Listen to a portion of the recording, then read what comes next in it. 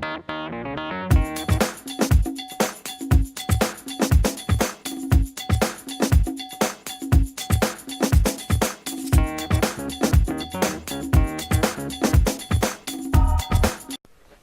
window blows in the night. Okay. Sorry, I gotta adjust it. Okay, guessing from that opening, you can pretty much guess what I'm reviewing. The Hobbit, An Unexpected Journey. And I have and you know, it's pretty interesting because I'm not really a big Lord of the Rings fan. To be really honest with you, if you want to talk about Lord of the Rings, you gotta talk to my brother Ronnie. No, and yes, I said Ronnie, not Johnny, the guy you've been seeing in my videos lately. Even though I love both my brothers, but I'm not here to talk about my personal life. I'm here to talk about my review of The Hobbit. Now, before I go too far into it, this is what my basic opinions for the Lord of the Rings films, the ones I've seen at least. The first one, well actually I got them right here, and I'm talking about the theatrical versions, not the extended version, because I haven't seen those yet, but I do have them. Well, I mean, I lost the extended cut for Lord of the Rings, but anyway. What I think of the first film I liked. I thought it was pretty good. It had humor, it had loyalty, and it had, well, a fellowship. So, yeah, the cover's a bit dirty, as you can see, but, yeah, the first one I really gotta say is really good. The second one, I also like the second one, although I do think it was moving a bit too slow for me.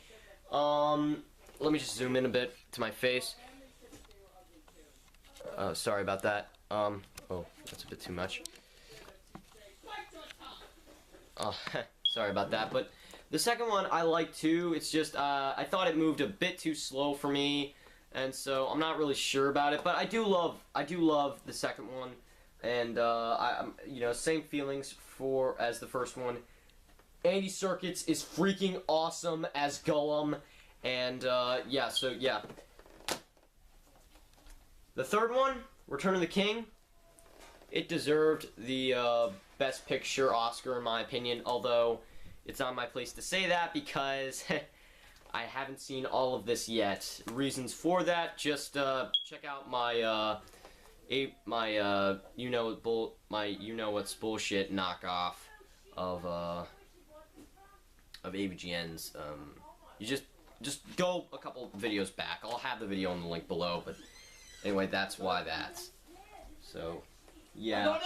Oh, not right now, Dad. I'm doing a video. Not right now. Doni? But not right now. No, where is Mom's charger?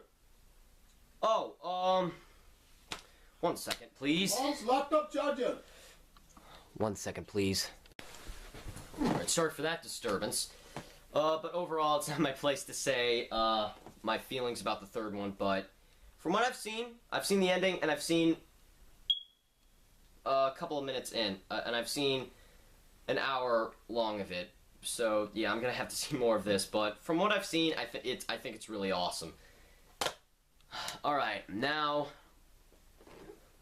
let's talk about what you guys came for. The Hobbit. Now, I'm eating my dinner, so bear with me on this, so I'm gonna talk with my mouth full.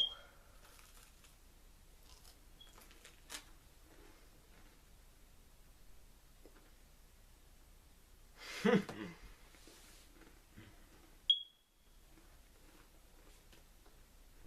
a while. Screw it. Now, The Hobbit, I actually liked it. I was actually surprised. I thought it was really good. The guy who plays Bilbo, I sadly don't know his names. He was in the show Sherlock, I think. I'm having him confused with Benedict Cumberbatch, the guy who's playing villain in Star Trek 2, so I don't really know exactly, but he is a really good Bilbo. I think he did a really good job as Bilbo, and yeah, and I thought he had a really good character. I thought the way he plays him is very funny and has a lot of humor. That I mean, I would have liked to see the guy who originally played Bilbo do it as well, but but you know, he couldn't, you know, for the reasons that he wasn't gonna do it. I mean, he's in the movie, and because the movie's told through like flashback. But I just thought I think the reason why he couldn't do like the whole thing was because he was getting a bit too old, and plus I really don't like it when they try to put makeup on old people, on older actors to make them look younger, because you know it's tacky, it's weird, and rarely, I'm not saying it looks bad all the time, but rarely does it ever look good. But let me just zoom in a little bit more. But other than that, I thought he did a really good. But other than that, I thought the guy who plays young Bilbo did a really good job.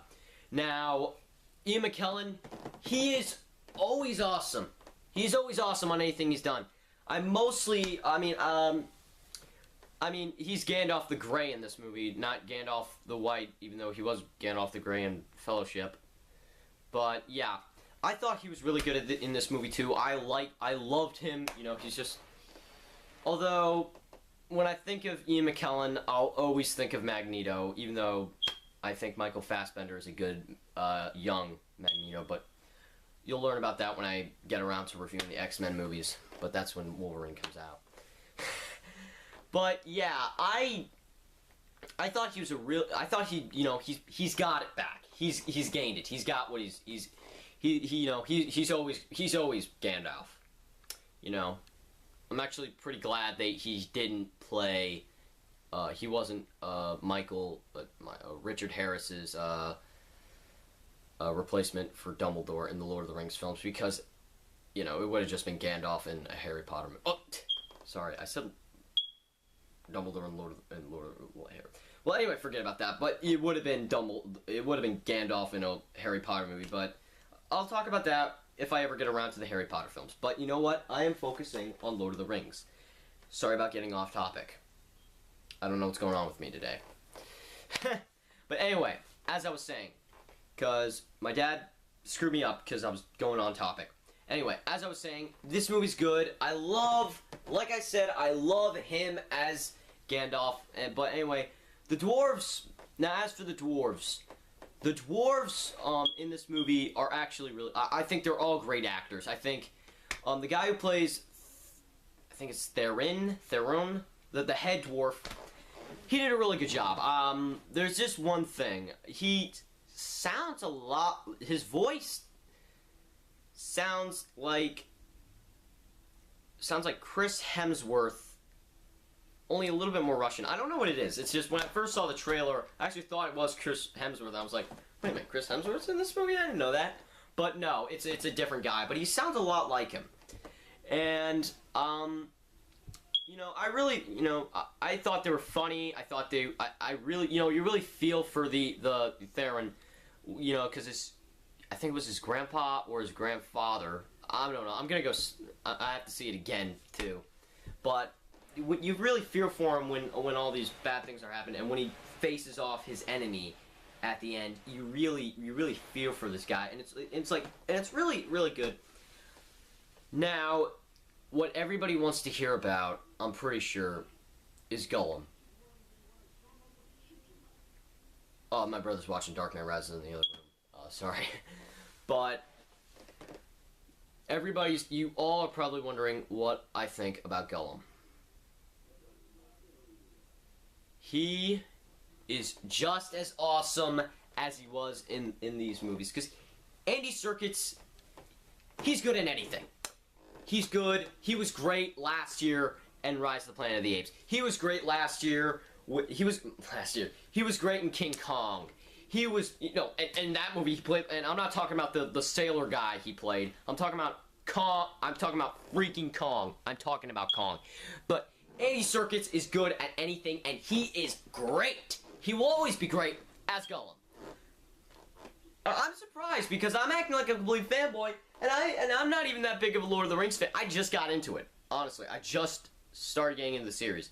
And I'm not even sure if I'm a fan or not, but when it comes to Gollum, I'm all for ears. I'm all for ears. So, God bless you, Andy Serkis. God bless you. So yeah. Frickin' love Gollum. Frickin' love him. So yeah.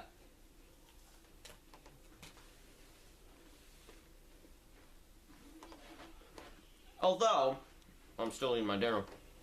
Although there was one scene at the very end, like the very last shot in the movie, because, now, if you've already read the book, then stay around.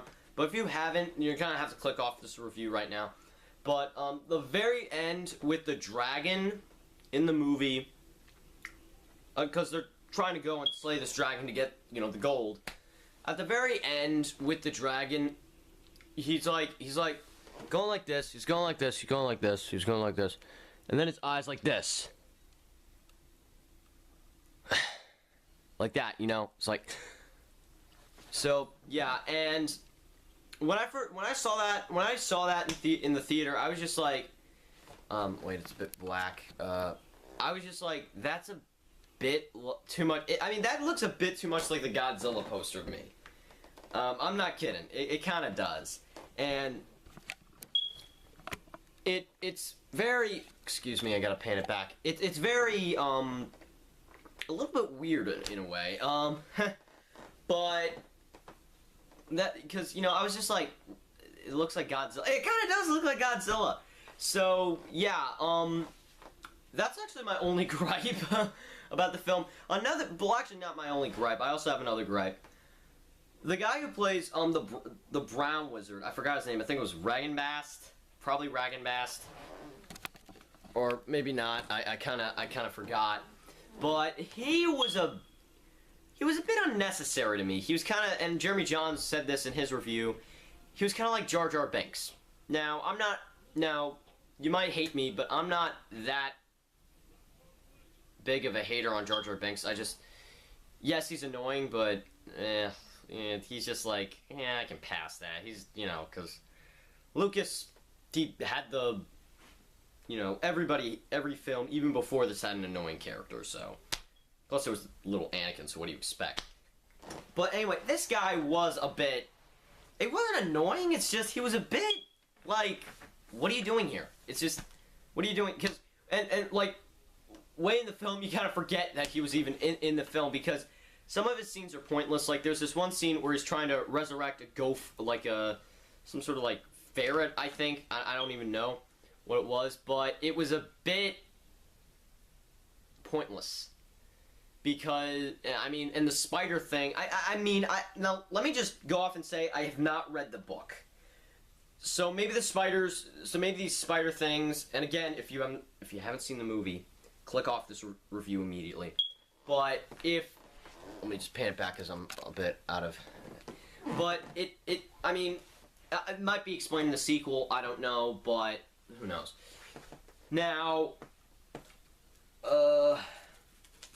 sorry, I think that was the first I did here. Is it? But anyway, what was my next gripe? You know what? Let's just. Actually, yeah, that's not actually my only gripe. It's actually two gripes in one. So yeah, but yeah, I just thought he was a bit annoying. And what was with the what the hell was with the bird poop on his hair? That made no sense. That made no freaking sense. So yeah, that's kind of my only gripe. Although there's one little cameo in this movie, a bit long, but not long enough. Well, or not short enough. Of one of the actors that you remember from the original trilogy that you might like to see. Now, I'll give you a hint. It's a character who is very significant in the Lord of the Rings. Lord of the Rings, not the Hobbit. Lord of the Rings. And that's the cameo. It's a very significant character. And without it, the whole story makes no sense. That's all I'll give away about that cameo. Even though you guys probably know about it if you go on Movie Buzz. But, yeah. So... yeah. Now, the one thing I actually really like, I really like to laugh at a lot. Even though there's a lot of things in this movie I like to laugh, make me laugh. But the one thing that really made me laugh was the scene, and if you have not, or I'm just gonna give it away because, you know, it's only one thing, and you guys probably, you know, but, is when, Bilbo and Smeagol and slash Gollum play the riddle game, and I just thought I just laughed a lot because it was really funny, but also really sad when you see him lose his ring. Gollum, you know, you really, you know. So overall, that's all I gotta say about The Hobbit for now. I'm gonna go now. After this, after I finish this review, I myself is gonna go see The Hobbit again. Well, when I visit my brother Ronnie, because he hasn't seen it, and he's a big Lord of the Rings fan. But anyway, that's all I have to say for now. I'm gonna give Lord of the Rings a... the rating's a bit hard. I'm gonna give it about a 9... Actually, no. I'm gonna give it... You know what? Screw it. You know, screw it. Screw those flaws. A couple of those flaws I had, because technically only a quarter of a movie. It's not the whole film yet. But... for now, I'm liking where this series is going, so I'm going to give The Hobbit an Unexpected Journey, actually, yeah, a 10 out of 10. So yeah, I've been giving that rating way too much, and the only movie I know of where I haven't is Dive Wimpy Kid 3 and The Amazing Spider-Man, so yeah, maybe I should give a little bit less 10 out of 10s for now, but the year's almost over, so it's too late. But anyway, that's it for now. This is Donnie Benergy of Donnie Reviews and DB Films signing off. I gotta go. I gotta go pack up my new tripod and my video camera because I have to go visit my brother in New Jersey for New Year's and come back. Anyway, I am hyped up for The Hobbit, An Unexpected Journey. Well, excuse me, The Hobbit 2. So anyway, that's it for now. This is Donnie Benergy, Donnie Reviews. Donnie Benergy, Donnie Reviews signing off. See you around.